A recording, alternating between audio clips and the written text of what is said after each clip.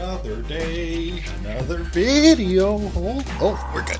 Hello everyone, welcome back. This is the final video in the Photography Enough to Be Dangerous series, where we're going to talk about editing, post-processing, and then batching out your final pictures. I've been editing photos for I think longer than I've been taking photos. My first job when I was 16 was actually being a photographer's assistant, helping him take the photos, and then I would do the post work afterwards. Today we're going to cover the basics of photo editing. We're not going to get super fancy into clone stamping stuff out and cutting people out and all that kind of thing. We're going to focus on the function and the use cases of a lot of the sliders that you find in almost every photo editing program. That includes ones that you could use for your phone or tablet or computer or anything. I'm going to be editing in Adobe Lightroom, but chances are most of the functions that I'm going to be playing with are similar in whatever program you're using. All right, let's get into it. Welcome to Blackbar.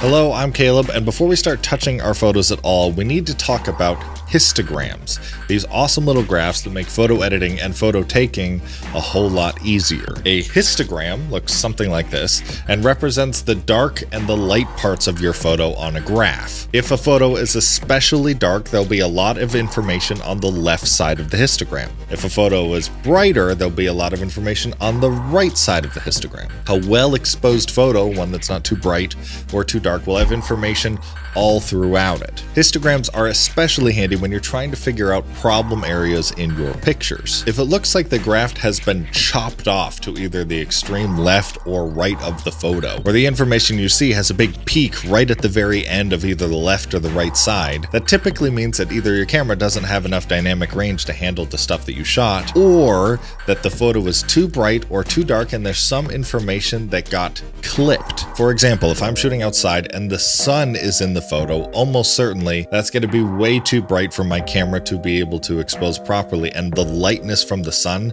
is going to be way outside the normal histogram levels. That will result in a clipping. Now, the sun you really can't do much about, that's going to be pretty bright. But other times, if we can do anything about it, we should. We should always try to get the most amount of information we can in a photo before we go into editing. Now, there's one really important thing that we can do that will help us. Nearly every camera these days, including phone cameras, can shoot in two different modes: JPEG and RAW. These are different photo file formats. You're almost certainly familiar with JPEG. It's kind of ubiquitous. It's the standard that everything else is held to. Every computer, every phone, every device that I have ever used in my life can view, can edit, can see a JPEG. RAW photos, however, are a little bit different. Usually they're proprietary to whatever manufacturer made the camera that you're using. They're usually significantly larger, like 4 to 5 times the size. And you'll find if you just pop them into your computer, or maybe even on your phone or tablet, you probably don't have software automatically installed to be able to view or even especially edit those photos natively. You'll need to download third-party software to even be able to see the photos that you took.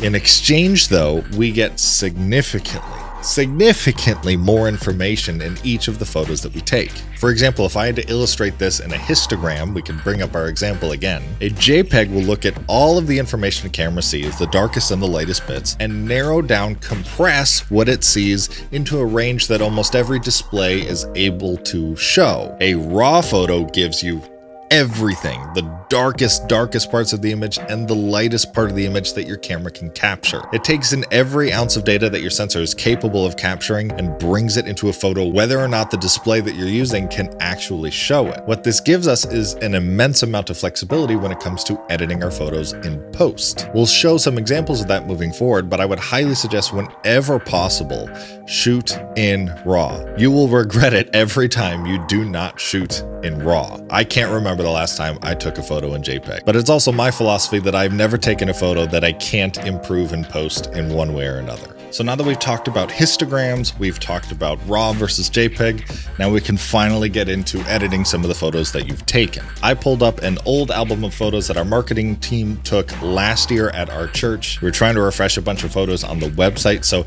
if you see any non-social distancing or anything like that happening, this was well before the pandemic. Just wanted to make that clear. Again, we're just going through the basic photo editing techniques that you would find in just about any editor. First, we're going to cover the exposure, or as Lightroom calls it, the light settings of your photo. Then we're going to work on color, or more specifically white balance. And then we're going to talk about the double-sided coin that is sharpening. I grabbed a photo here I believe Nick took of one of our awesome tech volunteers at the church. Though the focus is a little off, I think it's a great example of what we can do with the light controls in just about any photo editing software. These are the 6 lighting controls that we're going to be working through: exposure, contrast, highlights, shadows, whites, and blacks. First up is exposure. Just like you would adjust the exposure in your camera via ISO, shutter speed, or aperture, exposure literally just brightens or darkens the photo that you're looking at. Move it up to make it brighter, move it down to make it darker. Overall, the main parts of the photo that I would like to see are a little bit dark, so I'm going to brighten this up just a bit. Contrast is the one that almost everyone is probably familiar with. More contrast means the lighter parts and the darker parts of the image are going to become more light and more dark, and less contrast, it's going to get a little bit more towards gray. There's not really a right or a wrong thing with contrast. It comes down to your style mostly, but we want to avoid losing information, and we're already losing a ton of information in the light and dark according to our histogram. So I'm going to avoid playing with this for now, but I think we might be able to fix that. Next, we have our highlights, and our highlights are going to let us control the exposure of specifically the lighter parts of our photo. Now, right now, we have a bit of a problem with the lighter parts of our photo, being the monitors in front of our tech volunteer here. They are completely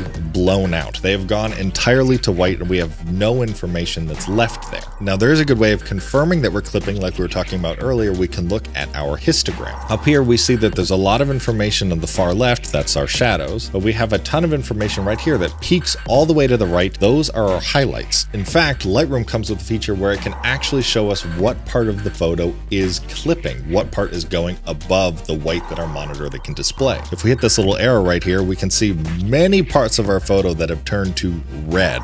That's essentially showing that the information that you're presenting is not something that 99% of monitors are going to be able to show, and that's lost information. Fortunately though, this image was shot in RAW, and just like before that we saw, there's more information past what our monitors can show that we can play with. So if I take our highlight slider and move it down, we'll actually start to see all of that information come back. And look, now we can actually see what's on the monitors that we're looking at. This is the magic of RAW. This is the importance of RAW. Just for illustration, I have the same photo in here, but it is JPEG instead of RAW. I'm going to try to do the same thing where I bring down the highlights. Unfortunately, you can see as I bring it down, I'm not getting any new information. I can't read the display to the left like I was able to on the other image. Because it's in JPEG, all the information outside of what my monitor can show has been clipped off, it's been destroyed, it's been compressed. So I'm left with what we're actually able to see, which gives us not a lot of leeway when we're trying to edit it to make it better in post. Similar concept, but opposite effect.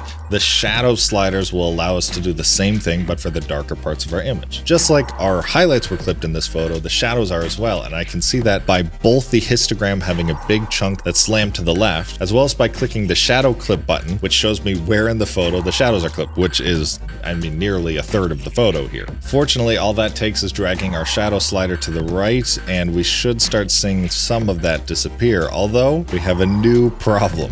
When the camera's trying to take a picture of something that's very dark and doesn't quite have enough information to know for sure what color an object should be, it makes guesses, and it makes guesses on a pixel by pixel basis. The inconsistency of those guesses leads to an effect that we call noise. You're probably very familiar with noise, and I zoom in on this photo, you'll see that there is a lot of noise here. Noise shows up most often in the darkest parts of the image, and when we brighten up the darkest parts of the image, it makes it a lot more visible, a lot more apparent. There are some things you can do to eliminate noise in post, but the best processes cost money and nothing is perfect. Not all noise is bad, but a lot of noise usually is bad. So in this photo, we're going to have to find a balance between losing some detail in the shadows and hiding some of that noise. Now, the next two sliders are very similar. The white slider affects just the far right end of the histogram. So as I move this slider up and down, you'll see only the brightest parts of the image are mostly being affected. Same thing with the black slider. As I move this up and down, you'll see that only the darkest parts of the image are actually being changed. Now that we've gone through all of our settings, we can take a look before and after to see the before, which had a very similar look, although a lot of the information in the dark and the light parts was completely lost, and the afterwards, where we have a whole lot more information coming in, but we still have a lot of the high contrast vibe that was going on in the original. Now let's talk about color edits. This is another photo Nick took from the same exact day, showing our tech team all doing what they do on a Sunday morning. I've already messed about with some of the exposure settings on this photo, but we have an issue. The color temperature for this photo is not correct, not in the slightest. It is significantly warm. You can see that especially in the window outside. And I know for a fact, being in that room, that the lights in that room are actually set to daylight, much cooler than what this photo would make you believe. Fortunately, again, this photo was shot in RAW, which gives us a ton of control over the white balance of the photo. So down here in our color settings, we can actually change the temperature and tint of the photo by just moving these sliders back and forth. And if you spend some time with it, you can usually get pretty good at being accurate, but we can also let the computer do a lot of this work for us. Up here, we have a bunch of presets that we can choose from that will fix the photo if you know exactly the white balance that you should be aiming at. And there's also an auto setting, which typically does a good enough job at getting you where you want to go. I, however, am a real big fan of the eyedropper tool. This tool right here, present in a lot of other programs, will let us tell the computer what we know to be white. All we have to do is select this tool and aim at a portion of our image that we know is white or gray. Fortunately for us, we have some pieces of paper on the table here that we know are white, so I can click right here, and bam, the photo is looking much more balanced. Now it's not perfect. I'm gonna manually adjust this a little bit. And there, this is looking a lot more accurate, I think. Now, in addition to controlling the white balance of your photo, the color section also lets us control the vibrance and the saturation of your image. Now, saturation is probably something a lot of you are familiar with. If you want more color in your photo, you simply turn it up. At the extreme ends, this can lead to some wacky skin tones. It looks a bit like we've replaced our staff with Oompa Loompas. Or if you want no saturation in your photos, you can turn it all the way down and get your photo to be black and white. Now, like I was just mentioning, at the extreme ends, saturation tends to give us some wacky effects. Usually it leads to skin tones especially feeling especially unnatural. This is where vibrance comes in. Vibrance is a lot like saturation, only it leaves the most saturated parts of your image alone and only affects the less saturated parts. This, in general, tends to give you a much more realistic saturated effect. For example, this is my image with the saturation turned all the way up, and this is the image with the vibrance turned all the way up. 9 times out of 10, I'm playing with the vibrance slider first and the saturation second if I'm not getting enough out of just the vibrance slider. In almost every situation, it's given me a much more realistic, organic feeling effect. Now that we've applied all our color and exposure effects, looking at the before and the after, this is a much more balanced, appealing looking photo, I would say. Next up, we've got a dope photo of my man Chris here running camera on Sunday morning. I've already messed with the exposure and the color of this photo, but we have a different issue that we need to solve here,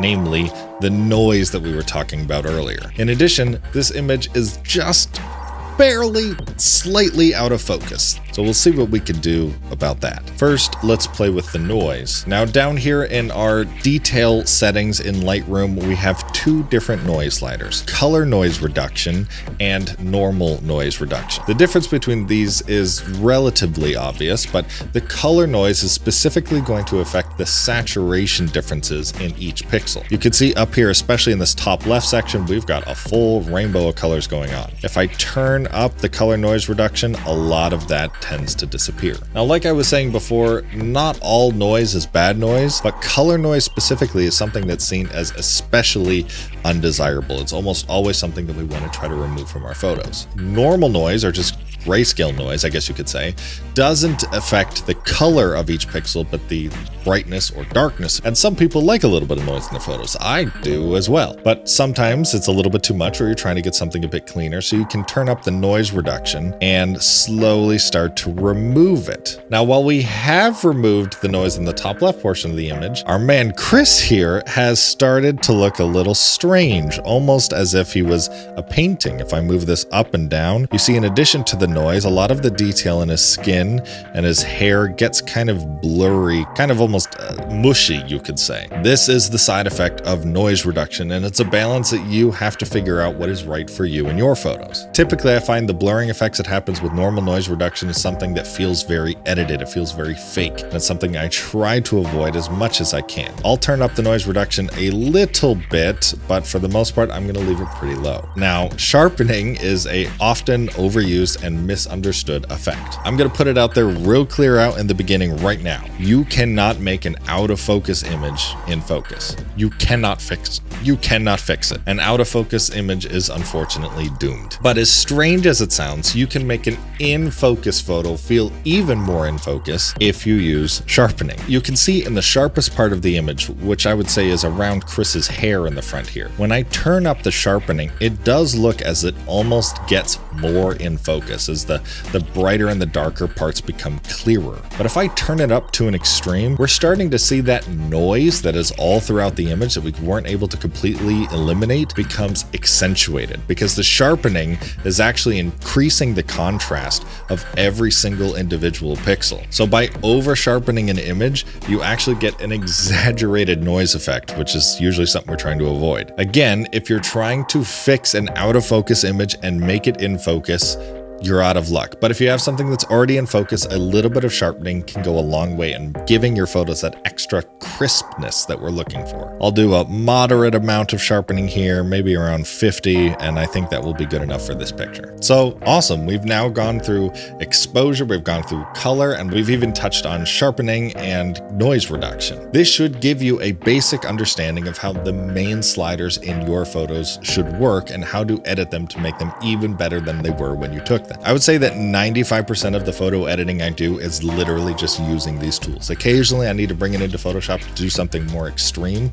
We have a video up here on some of those more advanced techniques. But for the most part, this is honestly all that you're going to need. Make sure when you export these photos that you're not saving them out or exporting them as raw files. Like we talked about earlier, only you and I, the ones with third-party professional photo editing software, are going to be able to open and view those things. Your church secretary is going to have no idea what their CR2 file is. Give them a JPEG, or I would even say if you can, give them a PNG file. PNGs are typically a bit higher quality and don't have much compression. And you should hear no more complaints from your technologically somewhat illiterate staff. I hope that this series on Enough to be Dangerous for photography was helpful to you and your church. We developed this series specifically to help you train volunteers that are interested in photography and get them to a standard where they should be enough to be dangerous for a Sunday morning service. If you or your team have any further questions beyond this, make sure to check out our Discord channel where they're all the time happy to answer any questions that you might run into. Thank you for watching this one, and we will see you next week.